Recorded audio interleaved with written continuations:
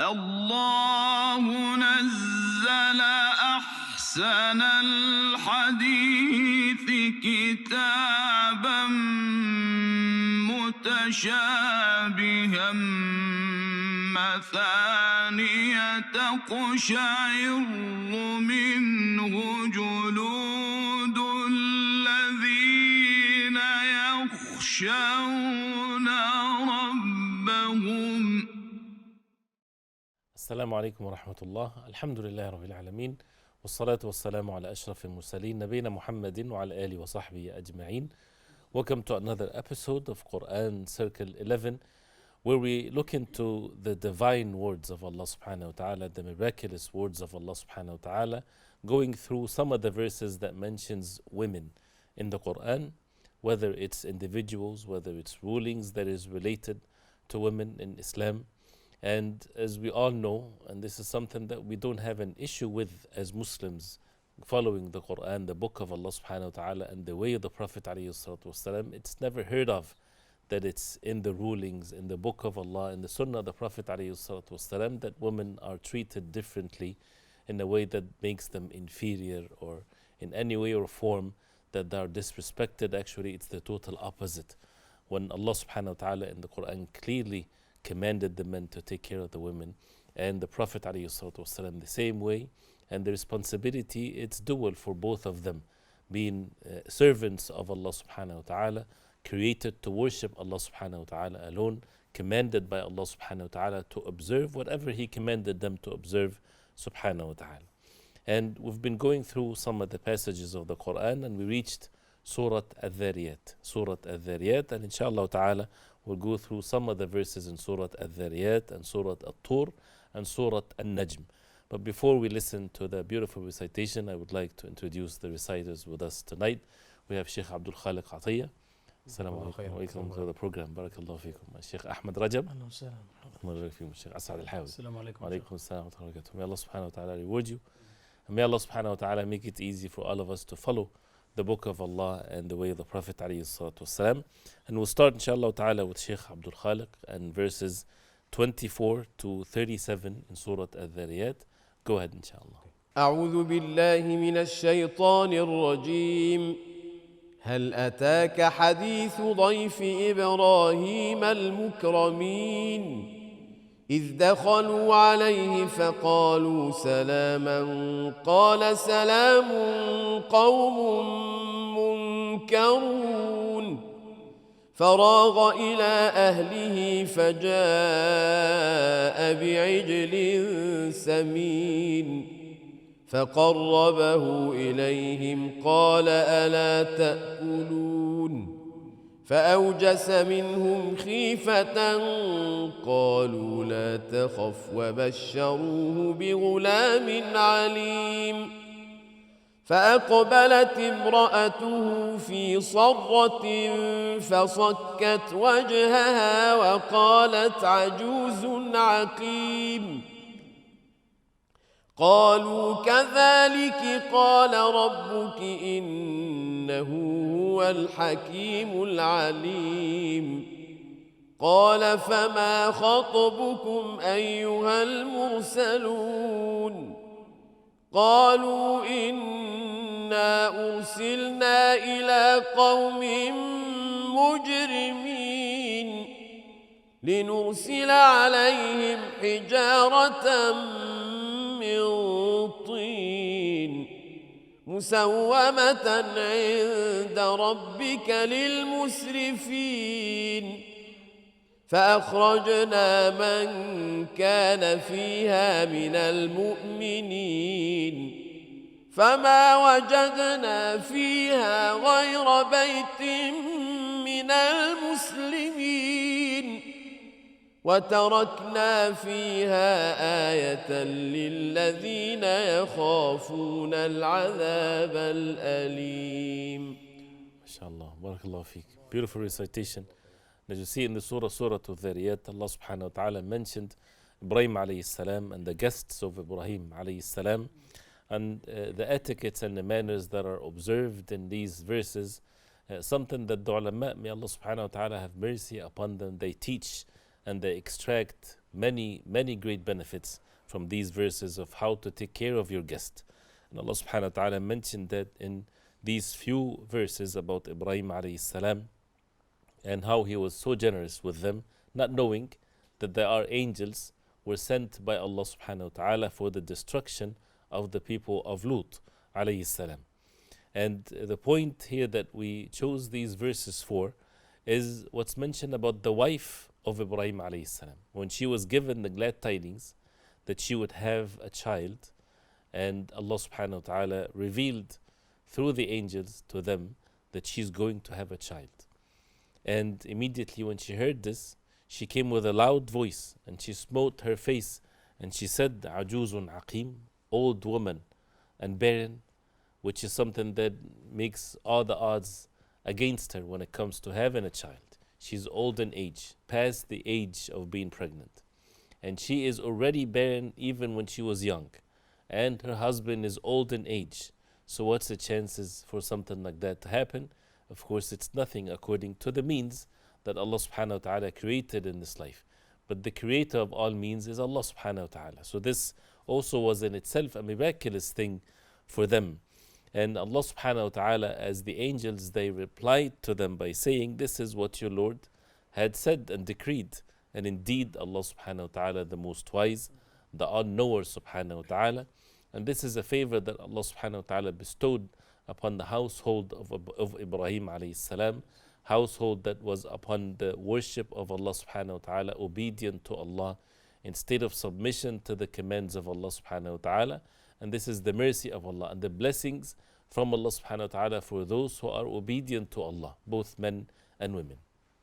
And then the verses continues with what's mentioned about the people of Lut and how Allah subhanahu wa ta'ala sent unto them the stones and they were destroyed.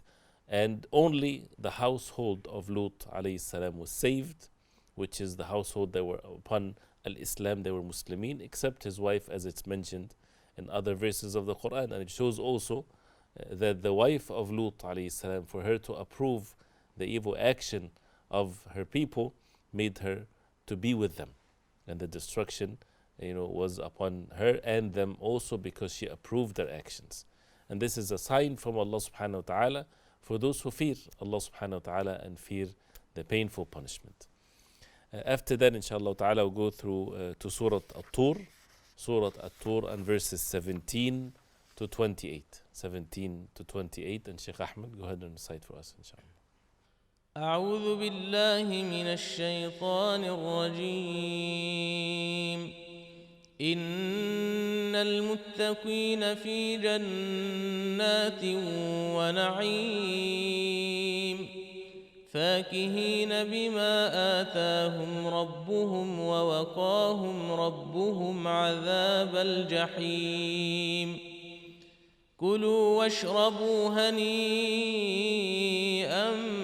بما كنتم تعملون متكئين على سرر مصفوفة وزوجناهم بحور عين والذين آمنوا واتبعتهم ذريتهم بإيمان ألحقنا بهم ذريتهم وما ألتناهم من عملهم من شيء كل امرئ بما كسب رهين وأمددناهم بفاكهة ولحم مما يشتهون يتنازعون فيها كأسا لا لغو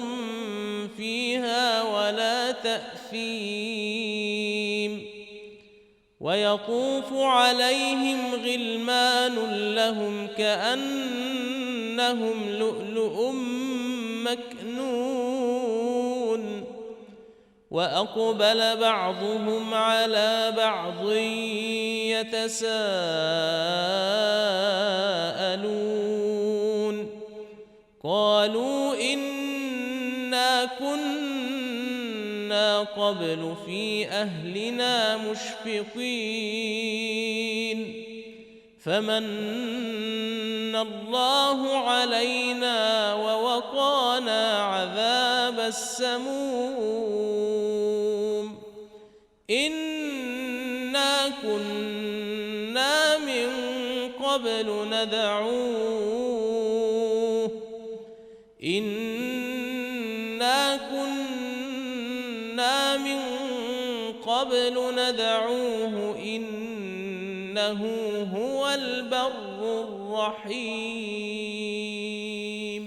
ما شاء الله. بارك الله فيك. جزاكم الله خيرا. These verses in Surah At-Tur, beautiful verses that talks about the rewards from Allah subhanahu wa ta'ala to the people of taqwa, to the believers. And it's by the mercy of Allah that the characteristics of the believers are mentioned. It's not by their names, but rather by their characteristics, which shows that these are the means. This is the mean for them to enter the Jannah of Allah subhanahu wa ta'ala. And something very important that we need to realize, that as human beings we can relate to it, to understand it very well. If you want to attain something, you have to take the means to it. You cannot take the means of something else. So if someone, for example, he wants to be a pilot, he cannot go to medical school to be a pilot. He has to go to the school that would teach him how to be a pilot. So the same thing, if a person wants to enter the Jannah of Allah subhanahu wa ta'ala, you cannot be taking the means to enter the hellfire and thinking that this would lead you to the Jannah of Allah subhanahu wa ta'ala. So that's why the Quran gives us the characteristics of the people. These are the ones with their actions that Allah subhanahu wa ta'ala would bestow His favor upon to be among the people of Jannah, both men and women. And in these verses, Allah subhanahu wa ta'ala talked about the reward and the delight that the people of Jannah would receive with foods and drinks and reclining, having an everlasting joy without any pain, without any misery, an ultimate joy that no eyes have seen, no ears have heard, no hearts have ever imagined. And part of that is the life between men and women. And Allah subhanahu wa ta'ala described the women in Jannah. So whether it's the women, those who are in this world, and Allah subhanahu wa ta'ala will make them among the people of Jannah, Allah subhanahu wa ta'ala described them that they will be with their husbands in Jannah, and they are hur ayn. They are in the state of beauty that no one can ever imagine, something beyond our imagination, with lovely eyes and so on. And these are descriptions that people can relate to, as it's the way of the Quran. When something is mentioned about the delight in Jannah, we have an idea from the worldly perspective of what that means. But really the essence of it and how it is, it's something beyond our imagination, because nothing is the like of it whatsoever. And also Allah subhanahu wa ta'ala bestows upon both men and women in Jannah that those who followed them from their offsprings, if they followed them with matters of faith, they will join whatever the higher will be joined by the lower. So if an entire family, they enter the Jannah of Allah subhanahu wa ta'ala, but because of their actions, some will be in a lower level of Jannah than someone that is in a higher level in Jannah. And the lowest level in Jannah, by the way, they don't see themselves inferior or less. They think of themselves as the highest level of all rewards whatsoever. But as Allah subhanahu wa ta'ala mentioned, by His mercy, those who are in a lower level, they will be joined with those who are of a higher level. And this is what verse number 21 mentions. And none will be treated less than what they have earned from their actions. Allah subhanahu wa ta'ala is the most just, and everyone is hostage to that what they've earned. Our actions is basically ourselves. We are nothing but actions. And Allah subhanahu wa ta'ala is the most merciful. If a person is still alive in this world, we can wipe away the evil actions by repenting to Allah subhanahu wa ta'ala and being dedicated to the acts of worship and obedience to Allah subhanahu wa ta'ala. And the verses goes on with more of the means of delight that the believers would receive in Jannah, with the fruits, with the meat, whatever they desire, and the glasses of wines without any misery, without any headaches, without any sins, as a result of them being patient and away from what Allah subhanahu wa ta'ala forbade for them in this life and their servants. And they would even talk with one another, and they would remember things how it was in this worldly life. And they would say to one another, remember when we were during this worldly life, they used to have fear and grieve, fear of the punishment of Allah subhanahu wa ta'ala, if Allah subhanahu wa ta'ala would punish them. And that would bring that mercy towards their own self. They would have mercy towards themselves, how to save themselves from the punishment of Allah subhanahu wa ta'ala. So they were steadfast upon the deen of Allah. So as a result of that, Allah subhanahu wa ta'ala bestowed His favor upon them and saved them from the punishment of the hellfire. And they used to invoke Allah, make dua to Allah subhanahu wa ta'ala, that Allah subhanahu wa ta'ala save them and to make them among the people of Jannah. We ask Allah subhanahu wa ta'ala to make us among the people of taqwa, to make us among the people of Jannah, and to save us from the hellfire. The next set of verses, inshallah, in Surah An-Najm. Surah An-Najm and verses 19 to verse number 30. And Shaykh Asad, go ahead and recite for us, inshallah. أعوذ بالله من الشيطان الرجيم أفرأيتم اللات والعزى ومناة الثالثة الأخرى ألكم الذكر وله الأنثى تلك إذا قسمة ضيزى إن هي إلا أسماء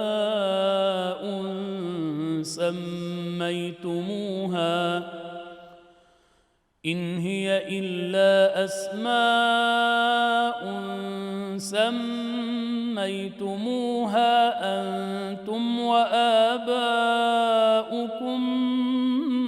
ما أنزل الله بها من سلطان إن يتبعون إلا الظن وما تهوى الأنفس ولقد جاءهم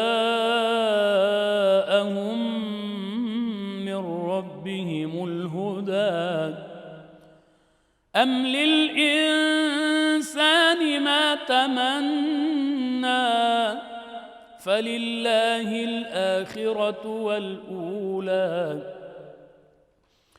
وكم من ملك في السماوات لا تغني شفاعتهم شيئا إلا من بعد أن يأذن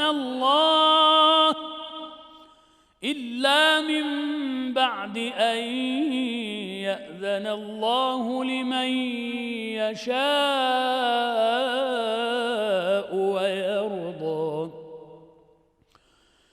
إن الذين لا يؤمنون بالآخرة ليسمون الملائكة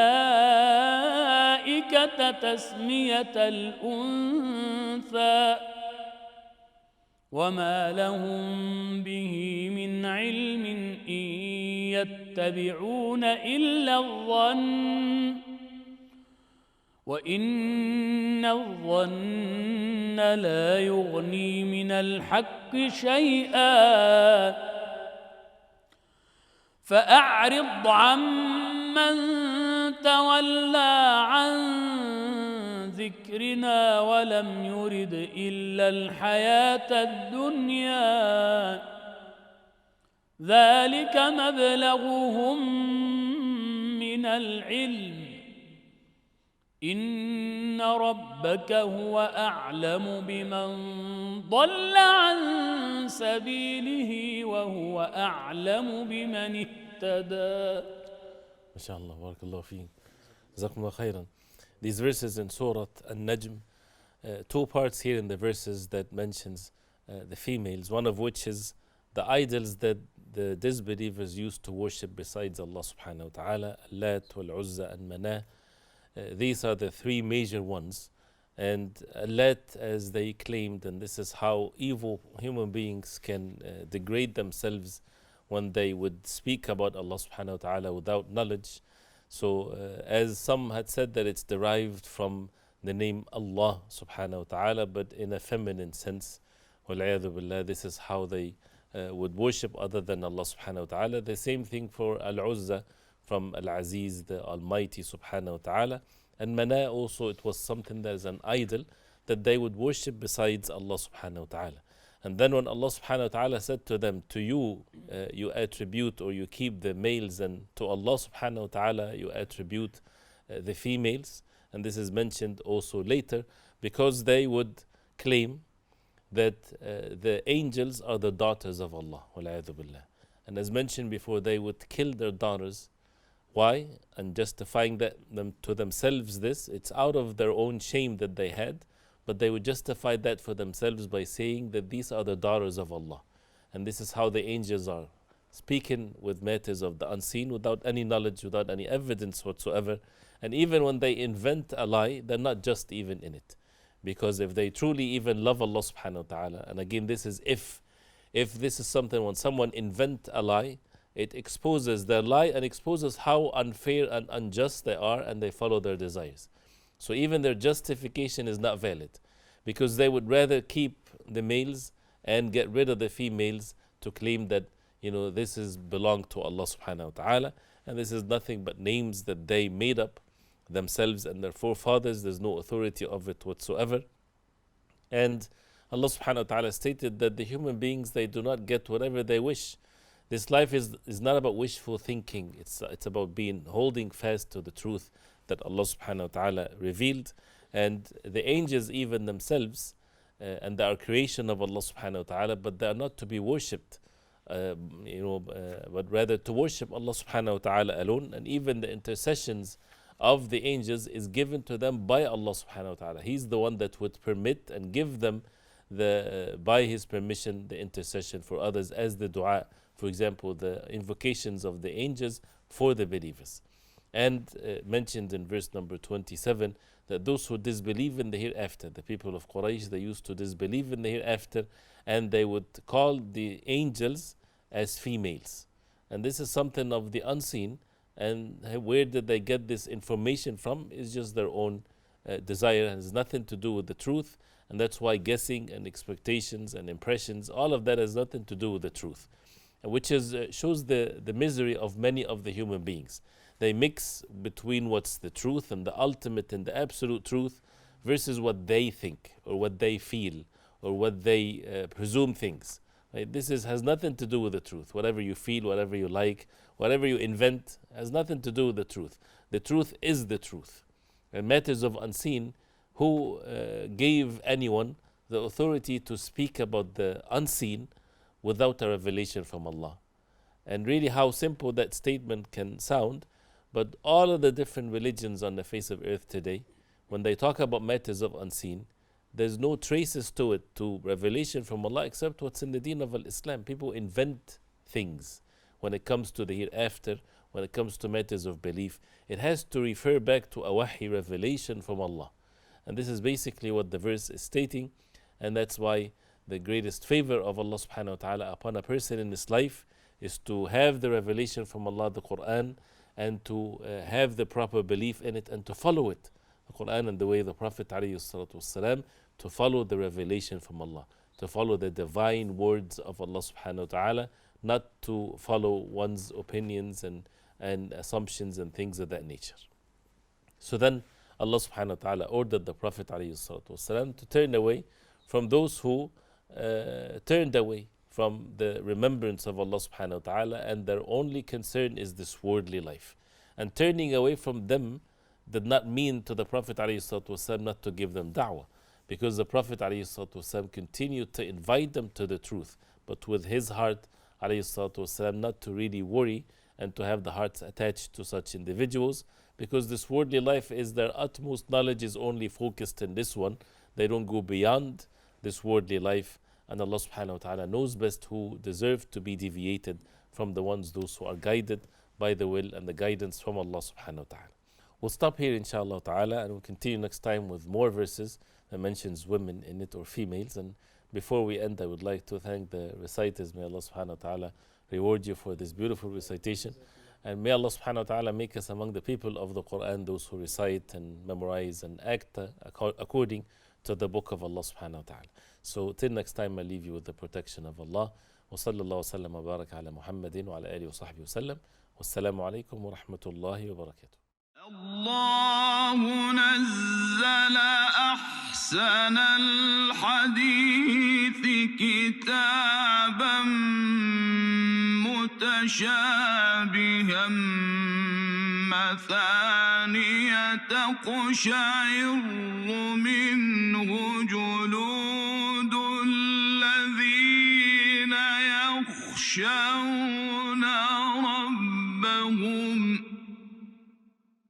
مثانية تقشعر منه جلود الذين يخشون ربهم ثم تلين جلودهم وقلوبهم